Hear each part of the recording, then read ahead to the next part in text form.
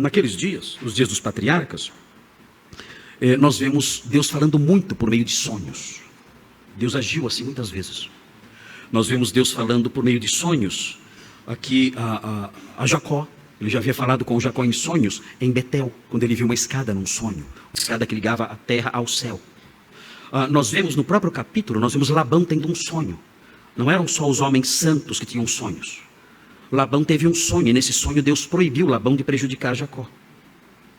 E no livro de Gênesis nós seguimos no estudo e nós descobrimos, por exemplo, José. José foi apelidado pelos seus irmãos de o sonhador, porque ele tinha sonhos, e sonhos que mostravam que ele um dia iria governar seus irmãos. E quando nós seguimos na leitura do Antigo Testamento, nós descobrimos, nós nos deparamos várias vezes com Deus falando através de sonhos, tanto a homens santos como Daniel, como a homens perversos como Nabucodonosor.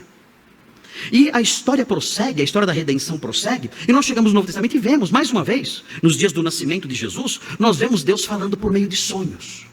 Então, por causa disso, dessa presença, dessa forma de agir de Deus tão constante na Bíblia, nós tendemos a pensar que sonhos são veículos especiais de revelação de Deus, inclusive para nós.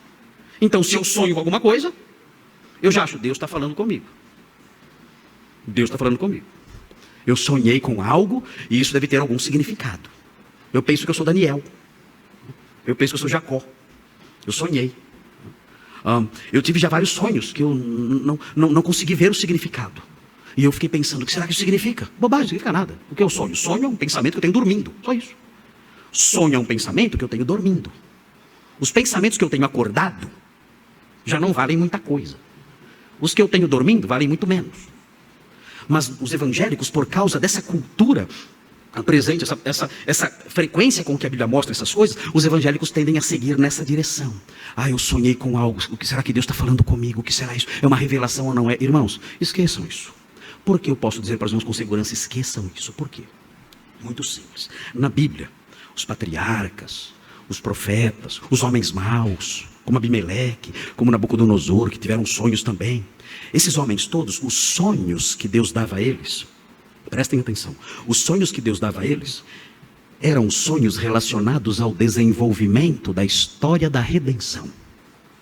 Os sonhos eram assim.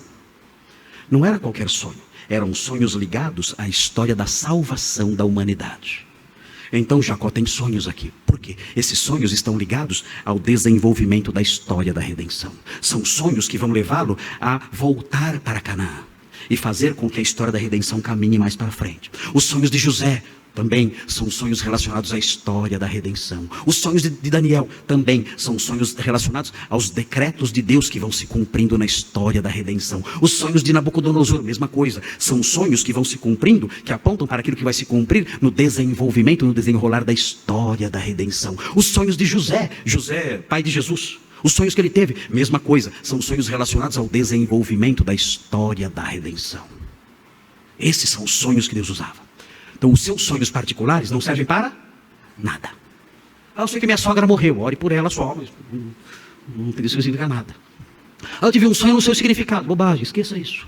Isso não tem relevância nenhuma. Os sonhos que a Bíblia aponta têm esse conteúdo, têm esse escopo, têm esse alvo. Mostrar algo relacionado à história da salvação da humanidade. Todos os sonhos que há na Bíblia, que Deus dá aos seus servos, têm esse objetivo. Sonhos particulares, sonhos com coisas da minha vida pessoal, esses sonhos não têm relevância nenhuma. Aliás, quando a Bíblia aponta homens que usam sonhos particulares para dizer que Deus falou, a Bíblia condena esses homens. Quando aparecem homens na Bíblia dizendo, eu sonhei com tal coisa, sonhei com outra coisa, dizendo coisas relacionadas a sonho, coisas particulares, coisa da cabeça deles, a Bíblia condena esses homens. É muito claro isso nas Escrituras. Se os irmãos olharem Jeremias 23, vejam Jeremias 23, cuidado com isso aí. Muitos evangélicos pensam que sonho tem algum valor, e não tem valor nenhum. Tenho ouvido o que dizem aqueles profetas, proclamando mentiras em meu nome, dizendo, sonhei. Veja o que os profetas falsos falam. Sonhei. E prossegue. Até quando sucederá isso no coração dos profetas, que proclamam mentiras, que proclamam só o engano do próprio coração? Os quais cuidam em fazer que o meu povo se esqueça do meu nome pelos seus sonhos. Ele diz, olha, eles estão prestando atenção nos sonhos desses homens, estão se esquecendo de mim, dando atenção para sonhos. prossegue. Sonhos que cada um conta ao seu companheiro, assim como seus pais se esqueceram do meu nome por causa de Baal. O profeta que tem sonho, conte-o como apenas sonho. Você sonhou? Conta o seu sonho como sonho. Não tem nada a ver com revelação isso. Mas aquele em quem está a minha palavra, fale a minha palavra com verdade. Que tenha palha com o trigo, diz o Senhor. Não é a minha palavra fogo, diz o Senhor, e martelo que esmiuça a penha. Isso é que é importante, a palavra de Deus, não sonhos. Vejam o versículo 31. Eis que eu sou contra esses profetas, diz o Senhor, que pregam a sua própria palavra e afirmam, ele disse. Ele fala, esses homens que falam isso, eu sonhei, eles anunciam coisas da sua cabeça e dizem que foi Deus quem falou. Então não sigam essas coisas, não sigam nada disso.